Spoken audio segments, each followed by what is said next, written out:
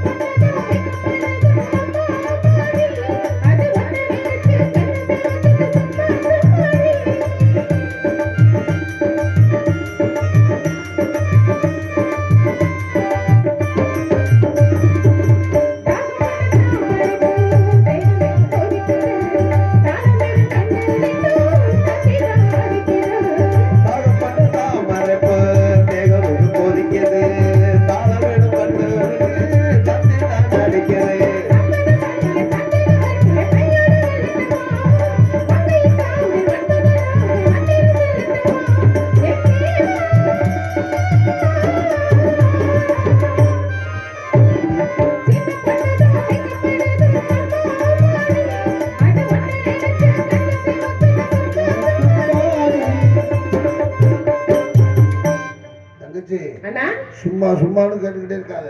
சரி, நம்ம முருகப்பெருமானை நீ வணங்கிட்டு இருக்கிறது எல்லாம் தெரியும். சரி, நம்ம இடத்துக்கு மேலோகத்தில் இருந்து ஒரு பூலோகத்துக்கு ஒரு முனி வந்திருக்கு. முனியா? முனினா பாண்டி முனின்னு சொல்லுவாங்களே அதானே? அந்த முனி இல்ல, அவர் இல்லங்கறல மொட்டகோபுர முனி. ஒரு கட்டை அடிக்கிறவர் வீரமாமுனியா? ஆமா. இல்லையா? அம்மா ஆரஸ்வதி மகம்மா. ஆரஸ்வதி மரமா? மக மக சரஸ்வதி. ஏய் சரஸ்வதி, ஆரஸ்வதின்னு சொல்லக்கூடாது. சரஸ்வதி. நாரத மகர்ஷி வீணாகால பிரியர் நான்மகனின் மைந்தன் திருலோக கஞ்சாயா. நாரத மகர்ஷி வந்துட்டாரு. சஞ்சாரி சஞ்சாரி இருந்துங்க. திருலோக சஞ்சாரி நாரத மகர்ஷி வந்திருக்காரு. சுனாமி சுனாமி சாமி சாமியா? சுனாமி வந்தா அழிஞ்சு போயிடும்.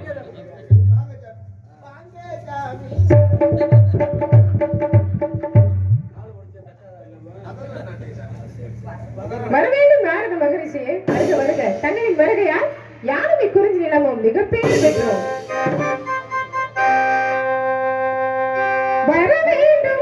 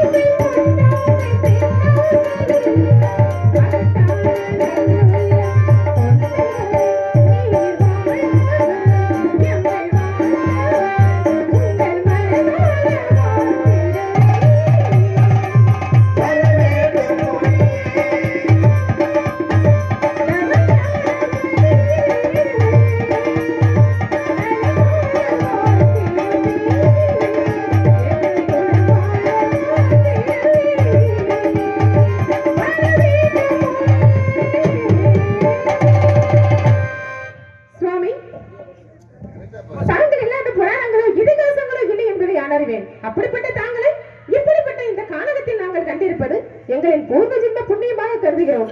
நாங்கள் அரண்மனையில் இருக்கும் சமயம் தாங்கள் வந்திருப்பீர்களே, ஆனால் சங்கநாத முரசு பேருகை முழங்க ரத்தின கம்பள வரவேற்பெடுத்து சிங்கார பொற்பீடத்தில் அமர்த்தி முப்பழமோடு பாலன்னம் அமுதளித்து சாஸ்திர முறைப்படி வரவேற்க கொடுத்து வைக்காது போனேனே என்று என்பனம் பெரிதும் வருந்துகிறது.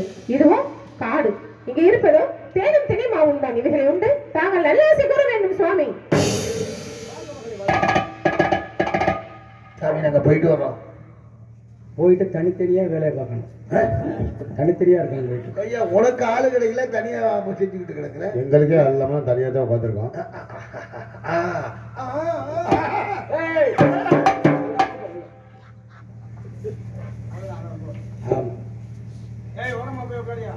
அருமையான வரவேற்பு, அற்புதமான வரவேற்பு.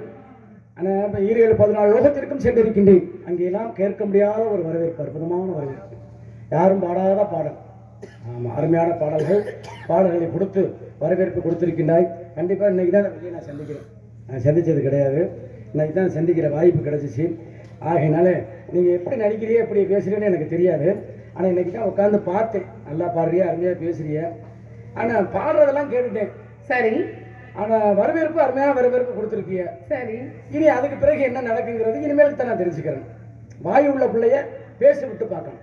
ஆமா, பேச விட்டு பார்க்கணும். ஆமா, வாயு உள்ள பிள்ளை வங்காளதேசம் போனாலும் குலைச்சிக்கிறோம் பிழைத்து கொள்ளும் என்று சொல்லுவாங்க. அந்த வகையில் இந்த இடத்துல நான் வந்து உங்களுக்கு ஆசீர்வாதம் கொடுக்கலாம்னு ஆசைப்படுறேன். அப்போ இடத்துக்கு தகுந்தது மாதிரி பிள்ளை, நல்ல பிள்ளைய தானே போட்டிருக்கோம். சரி, அருமை. ஆனால் நீங்கள் அதனால தான் வர்ணிச்சு வாசிக்கிறீங்களோ? சரி, அப்பப்பா.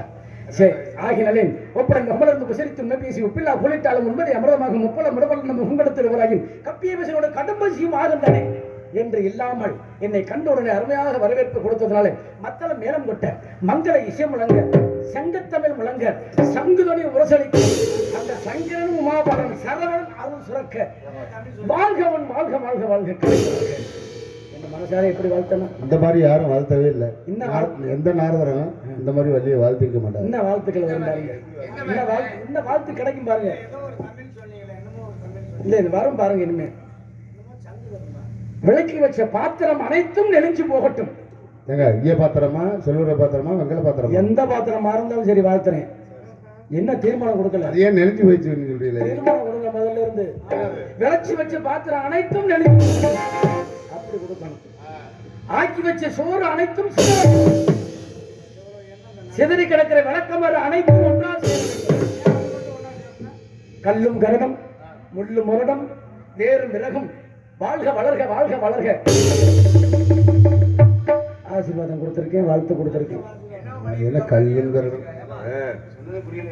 புரியலையா? மறுபடியும் சொல்லவா? எப்படி? கல்லும் கரடம் முள்ளும் முரடும் வேறும் விறகும் இது போய் பெற்று நீ வாழ்வாயாக.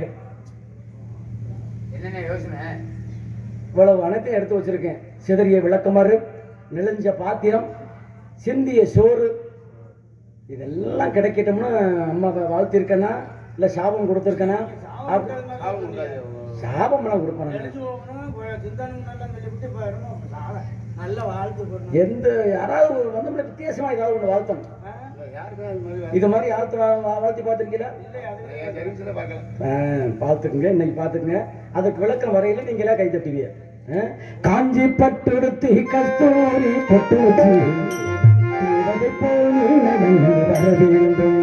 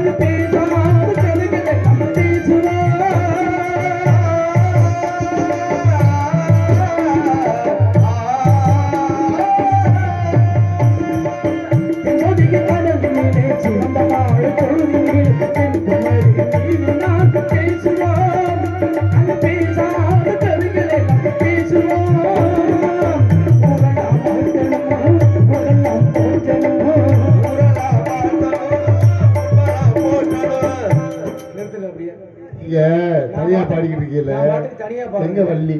நான் இருக்கா அதானே அப்படித்தான் ஊர்ல நினைப்பாங்க. நினைப்பாங்கல்ல. ஊர்ல என்ன நான் நினைப்பாங்க? யாரை வாழ்த்துறது? ஆமா. கிளம்பிக்கிட்டு இருக்காரு. இவர் யாரு? இவர் வர்றாரு. ஏய் உன்னை யாரு? நீங்க எங்க வர்றீங்க? தேனருவி கரையிலே இருக்குட்டான மலையிலே நீரருவி உடல் தழுவ குளிக்கணும். நெருங்கி வரும் நோய்கள் எல்லாம் போகுமே. உரலாம் வாழ்த்தணும், உரலாம் போற்றணும், உரலாம் மாநிலமே உன் புகழை பாடலே. இந்த மாநிலமே உன் புகழை பாடணும். காஞ்சி பட்டுடுத்தி கஸ்தூரி பொட்டு வந்தே தேவதை போலே நடந்தே வருவே.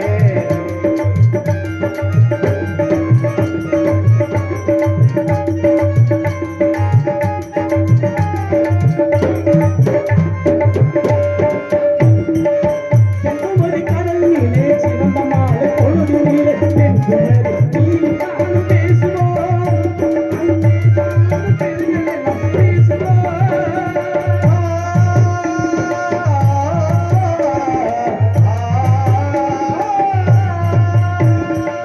சந்தனம் பூஷணம் செந்தமிழ் பாடணும். சந்தனம் பூஷணம் செந்தமிழ் பாடணும். சந்தோஷ ஊஞ்சலிலே ஆடுறேன். நீ சந்தோஷ ஊஞ்சலிலே காஞ்சி பட்டு கஸ்தூரி பொட்டு வந்தே தேவதை போலே நடந்தே வரவேணும். அந்த திருமகளும் உன்னழகு பெற வேண்டும், பெற வேண்டும், பெற வேண்டும் என்று வாழ்த்தின் உன்னை பற்றி சில விவரங்களை கேட்டு தெரிந்து செல்லலாம் என்று ஆசைப்படுகிறேன். கேட்கலாமா? கேளுங்கள் தரப்படும், தட்டுங்கள் திறக்கப்படும் என்று சொல்லியிருக்கிறார்கள். அலைமகள், கலைமகள், மலைமகள் இவர்களுக்கெல்லாம் செந்தட்டு, பொந்தட்டு, வெண்தட்டு. ஆனால் இந்த இடத்திலே உன்னுடைய நாமால் தட்டக்கூடிய தமிழ் தட்டை இந்த இடத்துல நான் பார்க்கணும்னு ஆசைப்படுறேன். ஓஹோ சுவாமி, தாங்கள் அனைத்தும் அறிந்தவர். யானோ யாரும் அறியாதவள் சிறியாள். தாங்களை கண்ட மாத்திரத்திலேயே தாங்கள் நிறைய கூற வேண்டும், யானது செவிமெடுத்து கேட்க வேண்டும் என்று ஆர்வம் அளித்திருந்தது. ஆனால் தாங்கள் என்னிடம் சிற்சில விஷயங்களை கேட்கிறேன் என்பது எனக்கு வியப்பை தருகிறது. என்றாலும் கேளுங்கள் கொடுக்கப்படும், தட்டுங்கள் திறக்கப்படும், தேடுங்கள் சென்று அடையலாம் என்பதற்கு என்னங்க கேள்விகளை கேளுங்க. ஏன்னா ஒரு பொண்ணு வாழ்த்து வணங்கி வந்து நின்னா அப்படின்னு சொன்னா அவளை எப்படி வாழ்த்தனா? எப்படி வாழ்த்தலாம்? அனைத்து பாத்திரங்களும் நெளிஞ்சு போகட்டும். நெளிஞ்சு போகட்டும் அப்படின்னா எனக்கு என்ன தோணுதுன்னா, ரொம்ப வருஷம் வாழ்ந்தாதானே அந்த பாத்திரங்கள் எல்லாம், ஏன்னா சீர்வரிசை சாமான்கள் கூட தேய்ந்து போகாத அளவுக்கு சின்ன வயசுல இறந்து விடாமல் தீர்க்க ஆயுசாக இரு அப்படின்னு சொல்றதுக்காக தான் அவர் அப்படி சொல்லி இருப்பாரோ அப்படின்னு என்னுடைய சிற்றறிவுக்கு ஏற்றுக்கிறதா இருக்கிறது. ஆகையினால அப்படித்தானே இருக்கும். அதனால பாத்திரங்கள் அனைத்தும் மெலிந்து போகட்டும் அப்படின்னு சொன்னா தீர்க்க ஆயுளோடு இருக்க வேண்டும், ஆரோக்கியத்தோடும் அத்தனை பாத்திரங்களையும் புழங்குற அளவுக்கு ஆரோக்கியத்தோடும் இருக்கணும் அப்படின்னு சொல்றது. சோறு சிந்த வேண்டும் அப்படின்னு சொன்னா அடுத்து என்னன்னு சொன்னீங்க? ஆக்கி வச்ச சோறு அனைத்தும் சிதறட்டும் அப்படின்னா ஒரு குழந்தை வீட்டுல இருந்துச்சுன்னா தான் அந்த சோறு எல்லாமே செதறும், அள்ளி அள்ளி அங்க வீட்டு போடும். ஆமா, சின்ன குழந்தைங்க இருக்க வீடு அப்படித்தானே இருக்கும். அமிழ்தினும் இனிதே தம் மக்கள் சிறுகை அளாவிய கூழ் அப்படின்னு சொல்லுவாங்க. அந்த மாதிரி சிறு குழந்தைகள் வந்து கைவிட்டு அலம்பி அந்த வீடு பூரா அந்த சோறு எல்லாம் சிந்தி கிடந்தாதான் அந்த வீட்டுக்கு அழகு, அந்த வாழ்ந்த வாழ்க்கைக்கு அழகு. அப்ப குழந்தைகள் பெற்று பெருவாழ்வு வாழணும் அப்படின்னு சொல்றேன். அடுத்து என்ன சாமி சொன்னீங்க? சிதறி கிடக்கிற விளக்கமாறு அனைத்தையும் ஒண்ணு சேர்க்கணும். இது வந்து எனக்கு என்னன்னு தெரியலையே. அதானே விளக்கமாறு பார்த்திருக்கீங்களா? அது கூட பார்க்காம இருப்பேன் சாமி. சிதறி கிடக்கும் விளக்கமாறு எதுக்கு சிதறி கிடக்கும்? அது கட்டித்தானே இருக்கும். சிதறி கிடக்குன்னு வச்சுங்களேன். சரி, இந்த விளக்கமாறுகளை ஒன்று சேர்த்தோன்னு என்ன செய்வீங்க? எடுத்து திரும்பி கூடுதல்லுவோம். கூட்டுவீங்களா? அப்புறம் பிறகு கட்டணும். விளக்கமாறு உங்களோட கையில கொடுத்தா நீங்க என்ன செய்வீங்க? விளக்குமாறு கையில் கொடுத்தோன்னே எல்லாத்தையும் சேர்த்து அந்த குச்சியெல்லாம் ஒன்னா சேர்த்து கட்டணும். முதல்ல கட்டிட்டு அதுக்கப்புறம் பெருக்குமாரை வச்சு பெருக்குவாங்க. அதோடைய வேலை தானே. விளக்கமாறுன்னு சொல்லிட்டோம். சரி, விளக்கமாறு கொடுத்தா நீங்க கட்டுவீங்களா? கூட்டணும். நான் சின்ன பிள்ளை தான் வந்திருக்காங்க. சரி, இப்ப கூட்ட சொல்லக்கூடாது. இப்ப காரணம் என்ன தெரியுமா? நீங்க கெட்டிக்கார பேசாம இருக்க, எங்க 2 பேருக்கு உள்ள வாக்குவாதம். நீங்க இடையில போகக்கூடாது. ஆமா, இப்ப காரணம் அப்படின்னு பார்க்க போனோம்னா சரி, விளக்கமரம் ஒரு புதுசா கல்யாணம் பண்ணி போறோம் பாத்தீங்களா? ஆமா, முதல்ல இருந்து வரனே. சரி, விளக்கமரம் கையில எடுத்து கொடுப்பாங்க, புது பொண்ணுக்கு கொண்டு போய் மாமியார் எடுத்து கொடுப்பாங்க. ஆமா, அம்மா கூட்டி செல்லுமா அப்படின்னு விளக்கமரம் அள்ளி கீழே போட்டுருவாங்க. சரி, இந்த விளக்கமரம் அனைத்தையும் யோசிப்பாங்க, சோதிச்சு பார்ப்பாங்க. விளக்கமரம் எடுத்து விளக்கமரம் கொடுத்தா முதல்ல சோதிப்பாங்க. விளக்கமரம் கொடுத்த உடனே இந்த புண்ணு இந்த விளக்கமரம் என்ன செய்யுதுன்னு பார்ப்பாங்க. சரி, விவரம் இல்லாத பிள்ளைனா விளக்கமரம் அன்னைக்கு நீங்க சொன்ன மாதிரியே நூல் எடுத்து போட்டு அப்படி போட்டு கட்டிக்கிட்டு இருக்கு. சரி, ஆனா விவரம் உள்ள பிள்ளைனா எடுத்த உடனே இந்த விளக்கமரம் எல்லாம் ஒண்ணு சேர்த்து ஒரு குத்து பாருங்க தூர. ஆனா நீங்க குத்துனது கிடையாது, இப்பதான் குத்து வந்திருக்கீங்க. அப்படியா? சரி, நீங்க எனக்கு தப்பா நினைக்க கூடாது, மக மாதிரி எனக்கு சரி, உங்களுக்கு அப்பா மாதிரி எனக்கு தப்பா பேச. சரி, அப்ப அந்த விளக்கமரம் எடுத்து ஒன்றை சேர்த்து ஒரு குத்துனோம்னா இந்த தூர்கள் அனைத்தும் ஒன்றா சேர்ந்து ஒரே மட்டமா இருக்குமா. அப்ப எல்லாரும் பெரியவர்கள் நினைப்பாங்க, ஆஹா நம்ம குடும்பத்துக்கு இந்த பிள்ளைய கொண்டாந்துருக்கோம்டா, இந்த சேரி கிடக்கிற விளக்கமாற ஒன்னா சேர்த்துச்சுதான். அப்ப நம்ம குடும்பத்துல இருக்கக்கூடிய அண்ணன் தம்பி உற்றார் உறவினர்கள் எல்லாரையும் ஒன்றா சேர்த்து நம்ம குடும்பத்தை நல்லபடியா கொண்டு செல்லும்டா அப்படின்னு மாமியார். சரி, நல்ல காரணம். அது மாதிரி விளக்குமாறு ஒன்று சேர்க்கக்கூடிய பெண்ணு நீங்க. ஆமா, அப்படி. அதே மாதிரி நெளிஞ்ச பாத்திரம் சொன்னா இல்லையா? ஆமா, நெளிஞ்ச பாத்திரம். பிள்ளை வயசுக்கு ஒரு பிள்ளை வந்து வயசுக்கு ஒரு 50 என்ன சொல்லுவாங்க? வயசுக்கு வரல அப்படின்னா ஒரு சின்ன பிள்ளை இல்ல, ஒரு பொண்ணை வந்து வயசுக்கு ரொம்ப நாளைக்கு வரலன்னு என்ன சொல்லுவாங்க? அப்படின்னா என்ன செய்யறது? இல்லங்க, வயசுக்கு வராம இருந்தாக்க வீட்டுல ஊர் உலகத்துல என்ன பேசுவாங்க? என்னடா தரத்திரம் பிடிச்ச பிள்ளை ஊர் உலகத்துல இப்படி இருக்கு, இவ்வளவு நாளைக்கு வயசுக்கு வராமே இருக்குது அப்படி சொல்லிடுவாங்க. அப்படி சில பேர்கள் பேசுவாங்கல்ல. சரி, அந்த வயசுக்கும் நீ வந்துடணும். வயசுக்கு வந்து ரொம்ப நாள் கல்யாணம் ஆகாம இருந்துச்சுன்னா என்ன சொல்லுவாங்க?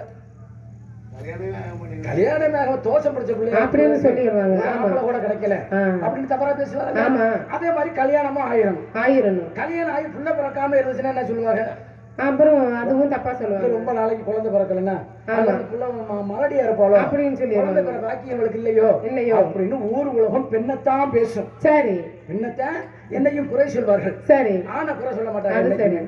அதனால வயதுக்கு வர வேண்டும், பருவம் அடைஞ்ச பொண்ணு நீ வயசுக்கு வர வேண்டும், அந்த பிறகு திருமணம் ஆக வேண்டும், திருமணம் முடிச்ச பிறகு கர்ப்பமாகி குழந்தை பிறக்க வேண்டும், குழந்தை பிறந்து அந்த பிள்ளையாகப்பட்டது அப்படி தவற வேண்டும், தவறு தெரிந்து விலக்கி கொண்டாந்து வச்சிருக்க பாத்திரம் எல்லாம் அனைத்து தூக்கி வீசி நெளிக்க வேண்டும், விளையாட வேண்டும், ஆக்கி வச்ச சோறு சாப்பிட தெரியாமல் அள்ளி சிதறி சிந்தி போக வேண்டும். அப்படி ஒரு குழந்தை செல்வம் ஒரு குடும்பத்தில் இருந்தால்தான் சந்தோஷம் பிறக்கும். அதனாலதான் விலக்கி வச்ச பாத்திரம் நெளியட்டும், ஆக்கி வச்ச சோறு சிதறட்டும், அப்படி சிதறி கிடக்கிற விளக்குமாறு ஒன்று சேரட்டும் அப்படின்னு உன்னை நான் ஆசீர்வதிச்சேன். இது சரி, நல்ல காரணம் சாமி. அப்படி அருமையான விஷயம்.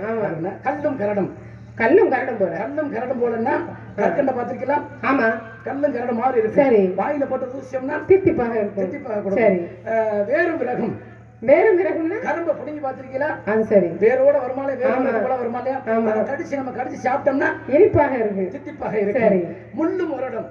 சரி, பலாப்பழத்தை பாத்திருக்கீங்களா? அந்த பழத்து மேல முள்ளா இருக்கும் பாத்தீங்களா? சரி, அந்த முள்ளு முரடும் பிளந்து பார்த்தோம்னா அதனுடைய சுவைகள் சுவையை கொடுக்கும், தித்திப்பாக இருக்கும். உங்களுடைய வரவேற்பும் உங்களுடைய துணியாகப்பட்டதும் எனக்கு சுவையை கொடுத்தது என்று உங்களை நான் மனசார வாழ்த்தினேன். நல்ல விஷயம் தானே, தவறு கிடையாது. வணக்கம். அப்படி பேசணும். நான் 40 ரூம் பாட்டா பாடிட்டு போகக்கூடாது.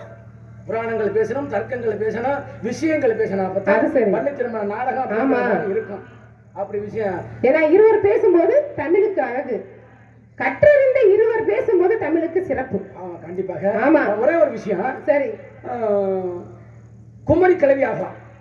சரி, குமரி கிளவி ஆகலாம் ஒரு காலத்துல. ஆனால் இந்த கிளவி வந்து குமரி ஆக முடியுமா? கிளவி என்னைக்காவது குமரி ஆக முடியுமா?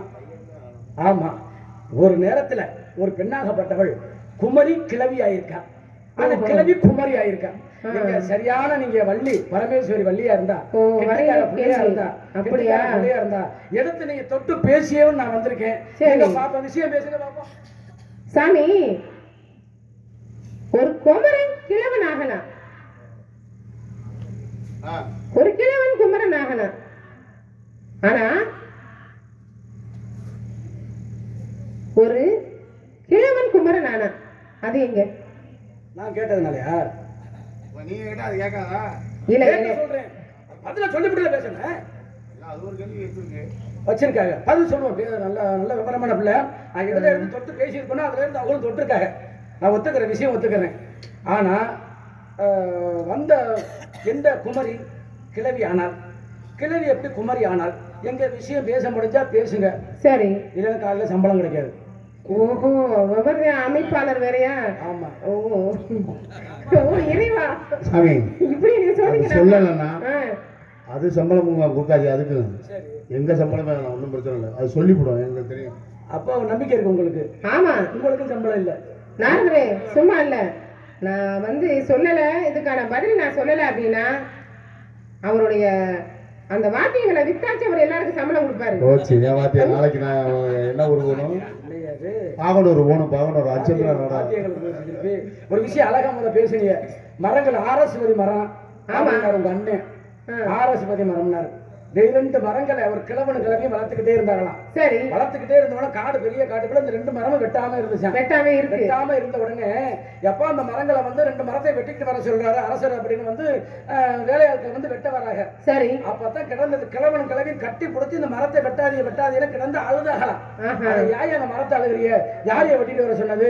என் மன்னர் வெட்டிட்டு வர சொல்லிட்டாரு, நான் வெட்ட வந்திருக்கேன் அப்படின்னாங்களாம். வெட்டி வந்து அந்த மன்னரை வர சொல்லி அப்பதான் அப்படின்னு சொல்லி மன்னரை வர சொன்னாலும் ஏது மன்னர் நேரடியாக வந்துட்டாராம். நான் சொட்ட மரத்தை நான் சொல்ல அனுப்பிய மரத்தை நீ வெட்டக்கூடாதுன்னு சொன்னியாம்ல, யாரும் அந்த மரத்தை நீ வெட்ட விட மாட்டேங்கிற அப்படின்னு இந்த கிழவன் கிளவிக்கிட்டு இந்த அரசர் வந்து சத்தம் போடுறாராம். சரி. அப்பதான் அவங்க இந்த கிழவன் கிளவி சொன்னாங்களா, ஐயா அரசரே, உங்களை போல இந்த மரத்தை 2 மரத்தையும் நான் பாதுகாத்து வச்சிருக்கேன், அதனாலதான் இந்த மரத்தை நான் வெட்ட மாட்டேன்னு சொன்னேன், தடுத்தேன். யாரு தெரியுமா?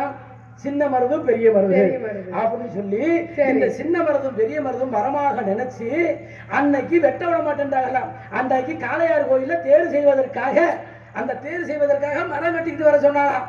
ஆனா அந்த கிழவனுங்களை வெட்ட விட மாட்டேன்றாங்க. அப்போ உங்களை வெட்டினதாக அரசரை வெட்டினதாக அர்த்தம். இந்த மரத்தை வெட்டக்கூடாது என்று சொல்லி அழுது அரசனுடைய காலில் விழுந்த உடனே அவர் தான் நினைச்சு பார்த்தாராம், இந்த மரம் மாதிரி என்ன நினைச்சிருக்கீங்களே, இந்த கிழவன் கிழவி என்ன வேணும், ஆயுள் வரைவுகளை வச்சு காப்பாந்துங்கடா அப்படின்னு சின்ன மருதும் பெரிய மருதும் அன்றைக்கு கட்டளையிட்டு சென்றார்களாம். அதுதான் ஆரஸ்வதி மரமாவது.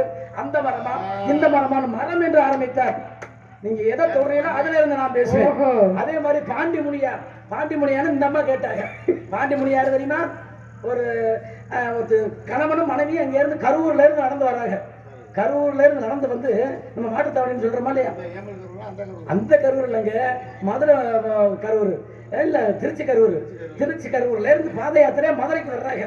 மதுரைக்கு வந்த உடனே மாட்டுத்தாவணின்னு சொல்றோமா இல்லையா, அந்த பகுதியில் வந்து படுத்திருக்காங்க, வெறும் காடா. அப்படி படுத்திருக்கும் பொழுது அப்பா 8 அடி தூரத்துல நான் உள்ள இருக்கிறேன், என்னை தோண்டி பார்த்தாக்க சிலையாக நான் வருவேன் அப்படின்னு சொல்லி கனவுல வந்து சொன்ன உடனே அந்த வள்ளியம்மா கிட்ட சொன்ன உடனே அவங்களும் பொங்கல் இல்லைங்க அங்கே வந்து வள்ளியம்மா அப்படின்னு சொன்ன உடனே 8 அடியில தோண்டி பார்த்திருக்காங்க, சிலையாக வெளியில வந்தாங்க சிம்மாசனம் போட்டவால.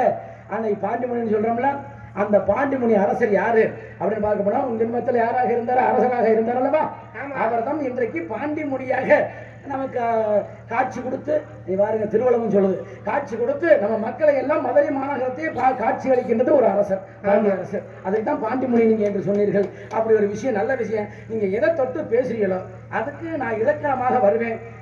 கிழவி குமரியானது எங்கே விட மாட்டேன். நானும் எங்க அண்ணனும் பேசுனதை ஒட்டு கேட்டுட்டு இருந்திருக்கீங்க. நீங்க என்ன பேசுறீங்கன்னு தொட்டு வைப்பேன். அப்ப எங்க இருந்து நாங்க பேசினா நீங்க ஒட்டு கேட்கறதுக்கே உங்களுக்கு வேலை இல்லங்க. ஒரு வள்ளியாகப்பட்டது வள்ளி இருக்கட்டும், ஒரு பெண்ணாகப்பட்டது இடுப்புல கை வச்சான்னு பாத்தீங்களேன், கற்பமாக அதிகமான கற்பமாக அதை சுமக்க முடியலன்னு அர்த்தம். இடுப்புல கை வச்சு அப்படி நமந்து நடந்து வரும் பொழுது நான் குழந்தை என்ற கருவை சுமந்து கொண்டிருக்கின்றேன், உலகத்துக்கு காட்டுவதற்காக பாரத்தை நான் சுமந்து கொண்டிருக்கின்றேன், என்னால் சுமக்க முடியவில்லை என்று 2 இலையிலையும் கையை கொடுத்து வைத்துக் கொண்டு தெம்பாக நடந்து வருவாளாம். அப்படி நடந்து வந்த காட்சி தான் நம்ம பகுதியில ஒரு பெண்ணாகப்பட்டவள் தானாக அந்த குழந்தையாகப்பட்டது பிறந்து விழுந்த பிறகு அப்படி இடுப்பிலே கை வைத்தது, திருப்பி மறுபடியும் அந்த குழந்தையை கையிலே பிடித்தாளாம். அப்படி ஒரு காட்சி நம்ம சோழ நாட்டில் நடந்தது. புதுக்கோட்டை மன்னர் என்று சொல்லி தலைகீழா கட்டி போட்டாங்கல்ல, கேள்விப்பட்டிருக்கல, செங்கோட். இடுப்புல கை வச்சது தென்னம்மா, இப்படி வச்சது தென்ன. நீங்க எங்க கை வைக்கிறீங்களோ அதுக்கு ஒரு விளக்கம் அடிப்பது காரணமா இருக்கு. கை வைக்கிறதா இல்ல, கையில மணிமாலை வச்சிருக்கீங்க பத்தியா? இந்த மணிமாலை ஆகப்பட்டவள் யாருக்கு கொடுத்தாங்க தெரியுமா பரிசாக? அப்ப ஆஞ்சநேய பெருமான் பார்க்க கொடுத்தார்கள் மணிமாலை. என்னப்ப தெரியணும், ஒரு கிழவி குமரி ஆகலாம். ஆமா, எப்படி ஆக முடியும்? ஆமான்னு சொல்லுவீங்களா? நீங்க சொல்லுங்க பார்க்கலாம். ஒரு குமரியாக இருந்தவ இப்பவே இந்த நொடியே நான் கிழவி ஆகணும் அப்படின்னு கேட்டவங்க யாரு அப்படின்னா 63 நாயன்மார்களிலே ஒருவர். 63 நாயன்மார்கள்ல 60 பேர் ஆண்கள், 3 பேர் மட்டுமே பெண்கள். அந்த பெண்கள்ல ஒருத்தர் இல்லையா? காலையில வாத்தியத்தை வைக்க சொல்லி இருக்கு, கை தட்டாதிய வயாம. அவருக்கு என் மேல வச்சுங்க நம்பிக்கைக்கு என்னுடைய வணக்கத்தை தெரிவிச்சுக்கிறேன். முதல்ல 63 நாயன்மார்களிலே ஒருவர். மாங்கனி திருவிழா அவருக்காக எடுக்கப்படுகிறது. ஆவணி மாசம் வந்துருச்சுல, ஆவணி மாசம் வந்தா மாங்கனி திருவிழா நடக்கும். யார் அப்படின்னு சொன்னா அதாவது அவங்க புனிதவதியார் அப்படின்னு சொல்லப்படுகின்ற காரைக்கால் அம்மையார். அவங்கதான் வந்து இறைவன் கிட்ட என்ன கேட்கிறாங்க, தன்னுடைய கணவன் வந்து என்ன செய்யறாரு, 2 பழங்களை கொடுத்து அனுப்புறாரு கடையில இருந்து. நன்றாக கணவனும் மனைவியும் வாழ்ந்துகிட்டு இருக்கிற காலங்கள்ல என்ன பண்றாங்க, 2 மாம்பழங்களை வியாபாரியாக இருந்து தன் கணவர் வந்து வேலையாள் கிட்ட கொடுத்து என்னுடைய மனைவி கிட்ட கொடுத்துரு மதிய உணவுக்குன்னு சொல்லி கொடுத்து விடுறாரு. கொடுத்து விட்டா அப்ப இவங்க வந்து தீவிர சிவபக்தி. அப்ப என்ன பண்றாங்க, மாம்பழங்கள் 2 மாம்பழங்கள் இருக்கு, சரி கணவர் வரட்டும், வந்த பிறகு இருவரும் உண்ணலாம் அப்படின்னு நினைச்சு வச்சிருக்கிறாங்க. திடீர்னு என்ன பண்றாரு, ஒரு சிவஞானி ஒருவர் வந்து என்ன பண்றாரு, எனக்கு பிக்ஷாந்தேகி அப்படின்னு வர்றாரு. ஒரே ஒரு சண்டை இடையில, சரி இந்த பழங்கள் 2 பழங்களும் கொட்டை உள்ள பழமா கொட்டை இல்லாத பழமா? இது வந்து இதெல்லாம் வந்து கொட்டை இல்லாம பழம் அதானே. மாங்கனி அப்படிங்கிறது 2 மாங்கனிகள் வந்து ஒரு சாதாரணமான மாங்கனிகள் தான் அவங்க கொண்டு கொடுத்தது. நான் கேட்கறது காரணம் இல்லாம கேட்க மாட்டேன். சரி, காரணம் இருக்கு. நம்ம கொட்டை உள்ளதா கொட்டை இல்லாததா? இப்ப இவருக்கு ஏன் இந்த மாதிரி சந்தேகம் வருது என்னமோ தெரியல, திடீர்னு ஒரு சந்தேகம் வந்துருச்சு. சரி, உங்களுக்கு அப்புறம் நான் கவனிச்சுக்கிறேன். இந்த சந்தேகத்துக்கு அப்புறமா நான் வந்து விடை சொல்றேன். அப்ப என்ன பண்ணிட்டாங்க, அந்த சிவஞானிக்கு கொடுக்கறதுக்கு மாம்பழங்கள் கொடுக்கலாம் அப்படின்னு சொல்லிட்டு ஒரு மாம்பழத்தை எடுத்து அவருக்கு கொடுத்துட்றாங்க. கொடுத்தோன்னா ரொம்ப சந்தோஷப்பட்டு அவரும் அப்படியே அந்த மாம்பழத்தை உண்டுகிட்டே கிளம்பிடுறாரு. கிளம்பின உடனே அப்ப தன்னுடைய கணவராகப்பட்டவர் வர்றாரு. வந்த உடனே சரி மதிய உணவு வழங்கப்படுது. அவர் மதிய உணவு சாப்பிடுறாரு. சாப்பிடும்போது ஏமா மாம்பழம் கொடுத்து விட்டேன்ல, எனக்கு உணவுக்கு மாம்பழம் கொடு அப்படின்னு சொன்னோன்னா மாம்பழங்களை வெட்டி வைக்கிறாங்க. அவர் சாப்பிட்டுட்டு இருக்கும்போது இந்த மாம்பழம் ரொம்ப சிறப்பான ஒரு சுவையா இருக்கு, அதனால இன்னொரு மாம்பழமும் எனக்கு வெட்டி கொடு அப்படின்னு சொல்லும்போது அப்போலாம் போய் பேச மாட்டாங்க. என்னுடைய கணவருக்கு தெரியாம இந்த மாம்பழத்தை தூக்கி ஒரு ஞானிகிட்ட கொடுத்துட்டேனே, அப்ப என்ன பண்றதுன்னு தெரியலையே அப்படின்னு ஒரு பதைச்சு போறாங்க. அப்ப என்ன சொல்றாங்க, சிவபெருமானே இப்படி நான் வந்து உன்னுடைய ரூபமாக நினைச்சு சிவனடியார் ஒருத்தர் வந்தோடனே அவருக்கு ஒரு பழத்தை கொடுத்துட்டேனே, அதனால எனக்கு இன்னொரு மாங்கனி ஒண்ணு நீங்க தரணும், ஒரு மாங்கனி எனக்கு நீங்க தரணும்னு சொல்லிட்டு இறைவன்கிட்ட வேண்டி நிக்கிறாங்க. கையில வந்து ஒரு மாங்கனி வந்துருது. வந்தோடனே அதை வந்து தன்னுடைய கணவருக்கு சரி இல்லைன்னு சொல்லாம அவர் ஆசையா கேட்டுட்டாரு அப்படின்னு அதையும் அவருக்கு உண்றதுக்கு கொடுக்குறாங்க. அப்ப அவரு அதையும் சுவைச்சு பார்த்துட்டு என்ன சொல்றாரு, இது முன்னாடி இருந்த மாங்கனி மாதிரி இது இல்ல, நான் 2 மாங்கனியுமே நான் கொடுத்து விட்டது ஒரே மரத்துல விளைஞ்ச 2 மாங்கனி, அப்ப ஒரே சுவை உள்ளதாக இருக்கணும். அப்ப இந்த மாங்கனி வேற சுவையா இருக்கு, இது தேவலோக கனி போல அவ்வளவு சுவையாக இருக்கு அப்படின்னு சொல்றாரு. சொன்னோன்னே இது எப்படி கிடைச்சது உனக்கு அப்படின்னு சொன்னோன்னே, இல்ல சிவபெருமான்ட்ட நான் வேண்டி கேட்டுக்கிட்டேன், அதனால அவர் எனக்கு கொடுத்தாரு அப்படின்னு சொன்னோன்னே, இதெல்லாம் நம்பபடி இருக்கா, நீ கேட்ட உடனே சிவபெருமான் வந்து கையில மாம்பழத்தை எப்படி கொடுக்க முடியும், இதெல்லாம் வந்து இந்த கலிகாலத்துல நடக்குமா அப்படின்னு சொல்லிட்டு அவர் ஏளனமா சிரிக்கிற போது அப்பதான் சிவபெருமானே இப்படி என்னுடைய அந்த சிவ பக்தியை வந்து இவர் வந்து கேவலமா பேசிட்டாரு, அதனால இன்னொரு மாங்கனி எனக்காக நீங்க கொடுக்கணும் அப்படின்னு சொல்லிட்டு மீண்டும் ஒரு முறை வந்து சிவனை நோக்கி வேண்டி நிக்கிறாங்க. அப்ப இவரும் அதை மறைஞ்சிருந்து பாக்குறாரு. பார்த்த உடனே அப்படியே மீண்டும் ஒரு மாம்பழம் வருது அவங்க கையில. அதை பார்த்தோன்னா அவங்க கணவருக்கு என்ன ஆகுது, ஆச்சரியமோ அதிர்ச்சியுமா அவர் பாக்குறாரு. எப்படி இவ்வளவு பெரிய சிவபக்தியோட நம்ம வந்து இறைவனுக்கு நேரடியா பேசக்கூடிய ஒரு பொண்ணு, அவளை எப்படிலாம் நம்ம வந்து ஒரு குடும்பத்துல வச்சு நடத்திட்டோமே, ஒரு சாதாரண பெண் போல இவளை நடத்திட்டோமே அப்படின்னு சொல்லிட்டு இறைவனாகவே பார்க்க ஆரம்பிக்கிறாரு தன்னுடைய மனைவிய. எப்படி அன்னைக்கு ராமகிருஷ்ண பரமஹம்சர் வந்து அவருடைய மனைவியை வந்து அந்த தேவியின் அம்சமாக பார்த்தாரோ அதே போல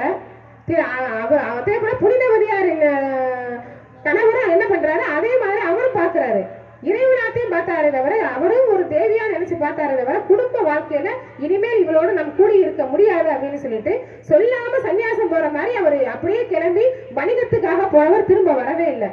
அப்ப அவங்களும் காத்துக்கிட்டே இருக்காங்க, ஆனா வரவே இல்லை. மீண்டும் ஒரு முறை வர்றாரு. அந்த எப்ப பாக்குறாங்க அப்படின்னு சொன்னா ஒரு குழந்தை வந்து அப்பா அப்படின்னு சொல்லிட்டு அவர் நோக்கி ஓடுது. கோவிலுக்கு வந்திருக்காங்க. கோவில்ல ஏதாவது எதேச்சையாக பார்க்கும்போது அப்பதான் ஒரு குழந்தை வந்து அவரை ஓடி போய் அப்பான்னு கட்டி பிடிக்குது. இது யாரு அப்படின்னு கேட்கும்போது என்னோட அப்பா அப்படின்னு சொல்லுது. அப்பதான் பாக்குறாங்க அவருக்கு இன்னொரு திருமணம் ஆகி குழந்தையும் இருக்கு.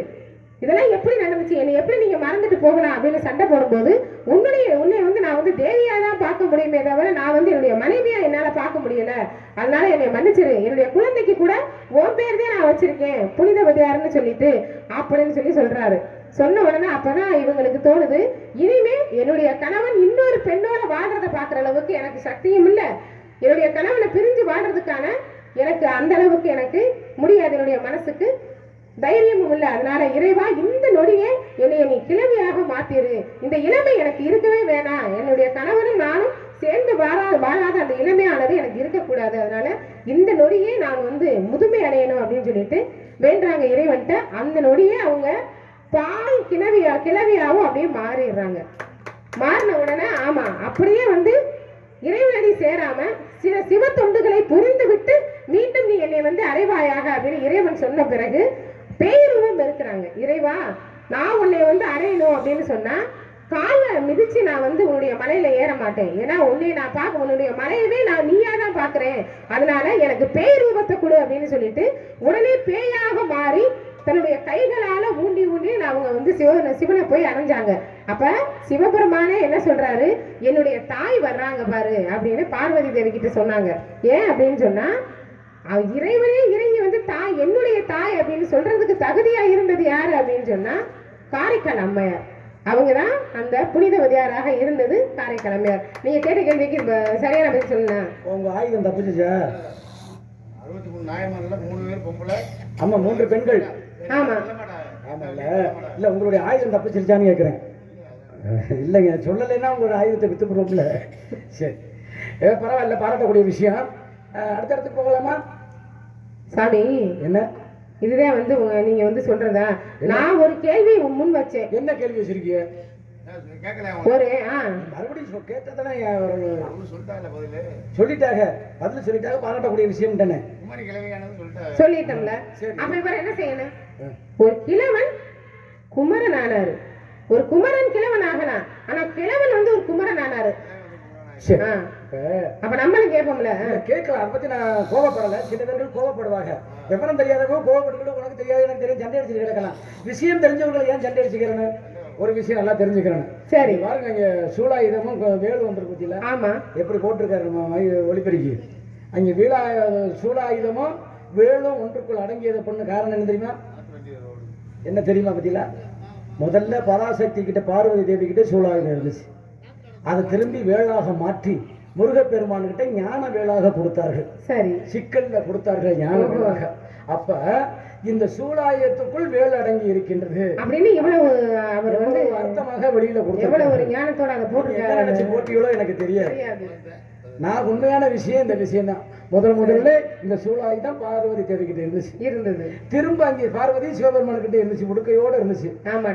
திரும்பி வேளாக மாறியது இங்கே சிக்கல்ல வேளாக மாறி ஆதி சக்தியாகப்பட்டவள் முருகப்பெருமானுக்கு கொடுத்தார்கள்.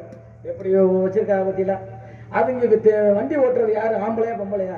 ஒருவேளை நம்ம கேட்ட கேள்விக்கு இவர் வந்து மலைப்பதற்காக எல்லாம் கிடையாது. சுத்தி உள்ள இடத்தெல்லாம் அப்படியே சுத்தி யோசிச்சுக்கிட்டே இருப்பேன். ஆனா பெண்ணான அந்த வண்டியில உட்கார்ந்து இருக்கிறது ஆளுக்கார பாருங்க, பொம்பளை மாதிரி கீழே வந்து பொம்பளை பிள்ளை மாதிரி தெரியுது பத்தியில. ஒரு விஷயம் தெரிஞ்சுக்கிறேங்க, பொம்பளை பிள்ளை வண்டி ஓட்டுன நாடு இந்த நாடு சிவகங்கை மாவட்டத்தில் வேலு நாச்சியார் என்று சொல்லக்கூடிய அம்மையாராகப்பட்டவர் மாட்டு வண்டி ஓட்டி குதிரை வண்டி ஓட்டி போர் நடந்த பகுதி இந்த பகுதி சிவகங்கை மாவட்டம். அதுக்குத்தான் பொம்பளை பிள்ளையும் வீரம் நிறைந்த மண்ணுடா அப்படின்னு சொல்லி எடுத்து காட்டுவதற்காக வண்டி ஓட்டி சாட்டை அடிப்பது போல. மருதுபாண்டியரை பத்தி சொன்னீங்க இல்லையா சாமி? மருதுபாண்டியர் கட்டின கோயில் எது? மருதுபாண்டியர் கட்டின கோவில் வந்து காளையார் கோவில். அந்த காளையார் கோவிலுக்கு என்ன சிறப்பு தெரியுமா? என்ன சொல்லுங்க பார்க்கலாம். அது வந்து நீராலையும் சாந்தாலையும் சுண்ணாம்பாலையும் கட்டப்பட்ட கோவில் இல்ல, தாய்ப்பாலை ஊத்தி அந்த தேசத்திலே இருந்த அத்தனை தாய்மார்களுடைய தாய்ப்பாலையும் ஊற்றி குளித்து கட்டப்பட்டதுதான் அந்த சிவன் ஒரு விஷயம் கேட்டுக்கங்களேன். சரி, அந்த சின்ன மருது பெரிய மருது சொல்ற மாதிரில, ஆமா, அதுல எங்க திருப்பத்தூர் சொல்ற மாதிரி இல்லையா, ஆமா, அங்க கொலை தூக்கல போறது கொண்டு போயிட்டாங்க. சாக போறவனுக்கு கடைசியில என்னடா ஆசை இருக்குன்னு கேட்பாங்க. ஆமா, அப்பதான் அவ கேட்ட எல்லாப்ப ஆங்கிலேயர்கிட்ட சொன்னாரா, என்னை நீங்க கொலை செஞ்சறிய கடைசி முதல் இந்த கோயில ரெண்டையும் அடிச்சு போறாங்க. அதனாலதான் உங்கள்கிட்ட வந்து நான் சரண் அடைஞ்சேன். என் உசிரே போனாலும் சரி இந்த கோயில் ரெண்டும் நிலைச்சி இருக்கணும் அப்படின்னு கோயிலுக்காக உயிர் கொடுத்த அந்த மன்னர் யாருன்னா சின்ன மருது பெரிய மருது. அதே மாதிரி பாருங்க, அவங்களோட பெரியவர்களுடைய ஆசை என்ன தெரியுமா, என்னை நீங்க கொண்டாலும் பரவாயில்ல, தூக்கிலிட்டாலும் பரவாயில்ல, என்னுடைய தலையாகப்பட்டது அந்த கோயில் சன்னதியிலே எனக்கு புதைக்கணும் அப்படின்னு அவர் வேண்டி கொண்டாராம். அது மாதிரி தான் இன்றைக்கும் அந்த சன்னதி பக்கத்திலே தான் அந்த பக்கம் அவருடைய அந்த தலையாகப்பட்டது சிரசாகப்பட்டது புதைச்சிருக்கு அப்படிங்கிற ஒரு வரலாறு இருக்குல்ல. காளையார் கோயில் நீங்க சொல்றீங்க. ஆமா, காளையார் கோயில் கட்டுறதுக்கு தாய்ப்பாலை ஊற்றி காளையார் கோயில் சொல்றீங்களா இல்லையா? ஆமா. அப்ப தாய்ப்பாலை ஊற்றி மட்டும் கட்டலைங்க. சரி, கீழே அஸ்திவாரம் போடணும்ல, கோபுரம் கட்டுறதுக்கு அஸ்திவாரம் போடணும். ஆமா, நிக்கும்ல. அஸ்திவாரம் நோண்ட நோண்ட நோண்ட வெறும் தண்ணியா வந்துகிட்டு இருந்துச்சான். தண்ணியே இறைச்சி பார்க்கறதெல்லாம் தண்ணி நிக்கல. என்னடா செய்யறது அப்படின்னு நினைச்சு அப்ப பாருங்க எப்படி புத்தி வேலை செஞ்சிருக்குன்னு பாருங்க. நான் அதை மறந்துட்டு போனேன், ஆரம்பிச்சு விடுறாங்க. அப்ப அந்த ஐர குஞ்சியெல்லாம் கேள்விப்பட்டிருக்கல, மீன் ஐர. இந்த ஐர குஞ்சியெல்லாம் கொண்டாந்து அந்த கிணத்து அந்த தோன்ற பகுதிகளுக்குள்ளே விட்டாங்களாம். சரி, அப்ப கொண்டாந்து விட்ட உடனே அது எல்லாம் ஊத்து அந்த தண்ணி ஊறக்கூடிய ஊத்தெல்லாம் போய் அடைச்சிச்சு அந்த குஞ்சு, ஐர குஞ்சு. அப்ப ஐர குஞ்சு ஊத்து அடைச்ச உடனே அப்புறம் தான் அந்த தண்ணி வர்றது நின்றுச்சான். அதுக்கு தான் இன்னைக்கு ஊத்துப்பட்டி அப்படின்னு பேர் இருக்கு. யாரும் கேள்விப்பட்டிருப்பிய. அப்படி ஐரை ஊத்து அடைச்சதுனாலதான் ஊத்துப்பட்டி அப்படிங்கிற பேர் எல்லாம் இருக்கு. அது ஒரு விஷயம், அப்புறம் போகட்டும். அப்ப குமரன் கிழவன் ஆகலாம், ஆனா கிழவன் குமரன் ஆகலாமா? அந்த கேள்விக்கு நான் பதில் சொல்லாம போயிடக்கூடாதுல்ல. ஆத்தாடி காலையில நீங்க உங்க வீடையை பிடிங்கிடுவான். ஆமா, காலையில வீடு சம்பளம் கிடையாது, எனக்கு சம்பளம் எல்லாம் பண்ணிக்கிறீங்க. உங்க காசு பூரா நாங்க வாங்கிக்கிறோம். நல்ல விஷயம். இப்ப யயாதி மன்னன் இருக்கார், அவருக்கு பிள்ளைகள் 4 பிள்ளைகள். அப்ப இன்னொரு பிள்ளை 5வது பிள்ளை பிறக்குது. அப்ப இந்த 4 பிள்ளைகள் சொல்றாங்க, ஐயா சிறு வயசுல நான் எல்லாத்தையும் இழந்துட்டேன், ஆசைப்பட முடியல, என்னால காமவரிகளை நல்லா யோசிக்காம விட்டுட்டேன், ஆனால் எனக்கு இளமை இல்லாம முதுமையா இருக்கிறேன், இந்த முதுமையை நீங்க வாங்கிக்கிட்டு அந்த இளமையை கொடுங்கடா அப்படின்னு பிள்ளைகளோட மகன்கிட்ட கேட்கிறாங்க.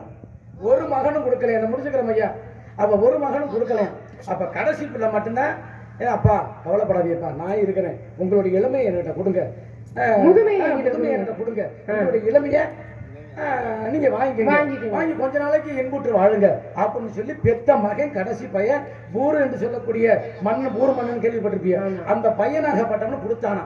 அப்ப தன்னுடைய இளமையை கொடுத்து அப்பா வாங்கிட்டாராம். முதுமையை திருப்பி பிள்ளைகிட்ட கொடுத்துட்டாங்களாம். மறுபடியும் எல்லாத்தையும் ஆசைகள் எல்லாம் அடைஞ்சு மறுபடியும் மகனே இந்தா உன்னுடைய இளமை வச்சுக்க, நான் குமரனாய் வாழ்ந்து முடிச்சுட்டேன், இந்த அந்த கிழவ பருவத்தை என்கிட்ட கொடு அப்படின்னு சொல்லி அப்பா பிள்ளைகிட்ட கொடுத்து பிள்ளைகளுடைய வயசை வாங்கி மறுபடியும் திருப்பி கொடுத்ததுதான் கிழவன் குமரன் ஆகலாம் அப்படிங்கிற ஒரு கதை. ஆமா, மகாபாரதத்துல உண்டு. ஆமா, உள்ள ஒரு கதை.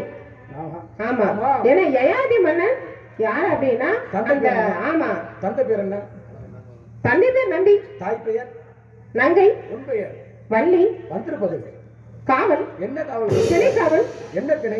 கருந்தினை செந்தினை, வறண்ட நிலத்துக்கு நீர், இருண்ட வீட்டுக்கு வெளிச்சம், விளைந்த பயிருக்கு நீர், விளைந்த பயிருக்கு காவல். காவல். அப்ப பருவமடைஞ்ச பொண்ணுக்கு, பருவமடைஞ்ச பெண்ணுக்கு அவங்க அப்பா அம்மா காவல். கடைசி வரையும் காக்க முடியுமா? அதுக்கு அடுத்து அண்ணன் தம்பி காவல். அது தாண்டி இவர் ஏதோ சொல்லணும்னு நினைக்கிறாரு. கடைசி வரையும் காவல் காக்கணும். காவல் வந்து ஒரு பெண்ணுக்கு கணவன் தான் காவலாக இருக்க முடியும். நான் எதுக்கு திரும்ப வந்திருக்கேன்? சரி, உனக்கு நான் புருஷன் பார்த்து வந்திருக்கேன். அப்படித்தான் பேசணும். இல்ல உனக்கு நான் புருஷன் அப்படின்னு சொல்லிட்டு பார்த்து வந்திருக்கேங்கிறது அது என்ன, அரைப்புள்ளி காப்புள்ளி வந்து கமா எல்லாம் வச்சுக்கிட்டு போய் அதுக்கப்புறம் பார்த்து வந்திருக்கேன், ஏன் அதை உடனே சொன்ன என்ன? பொட்டு வச்ச தங்க கூட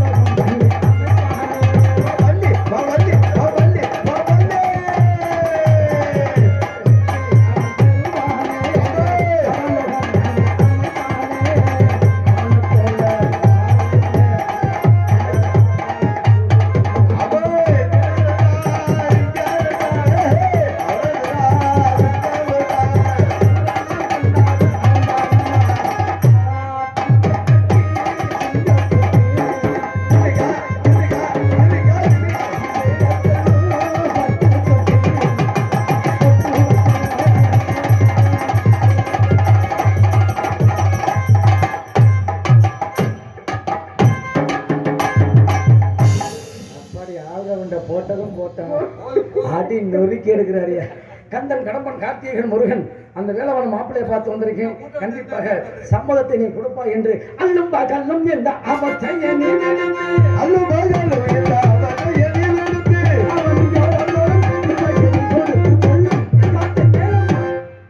முருகன் குமரன் குகன் என்று மொழிந்து முருகன் செயல்ந்து உணர்வு தந்த அருள்வான் பொருகும் கவரம் புவியும் பரவும் குருவும் கவையின் குண பஞ்சரனே அப்படின்னு சொல்லிட்டு முருகப்பெருமான அனைவரும் வேண்டுவனா.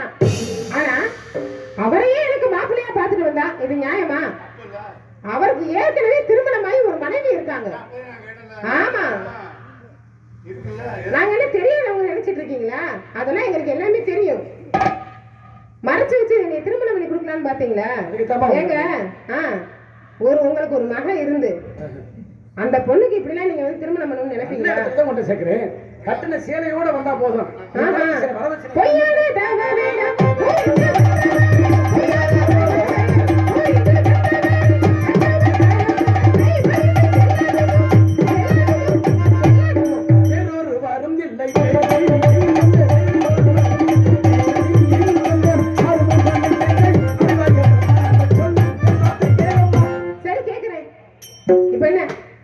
சொன்னா கேட்டா சரியா போச்சு.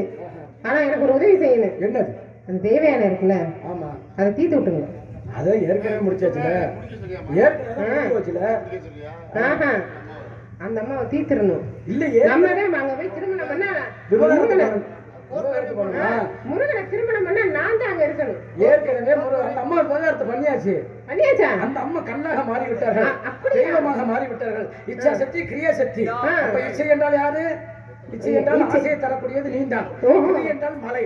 மலையை கட்டி குழந்தை பெற்க முடியுமா? அதனால அந்த அம்மா ஒதுக்கியாச்சு. பிள்ளையை பெற்றுக் கொடுக்கக்கூடியது நீ ஒரு ஆள் தான். முருகனுக்கு இச்சை என்ற முருகனுடைய ஆசையை அடக்க வேண்டியது நீ ஒரு ஆள்.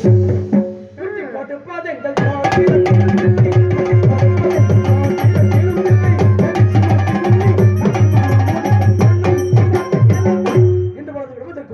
அந்த முருகனுக்கு உனக்கு அணிந்திருப்பது பிரம்மபுரம் செல்லக்கூடிய முப்படி மூணு மல்ல ஆறு தலையில் அடிக்கிறது. இன்னைக்கு வந்து என் தலை வெடிக்கணுமே, 3 தலையில் அடிச்சுதான் மறுபடியும்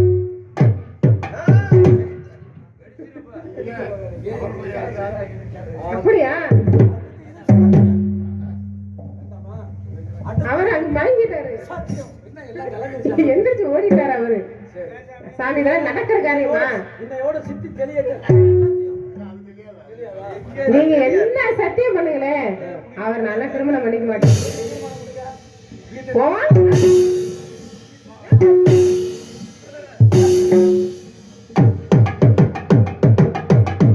நினைச்சா பண்ணி வச்சிட முடியுமா? திருமணம் பண்ண முடியுமா எனக்கு? எனக்கு ஒரு சந்தேகம்மா.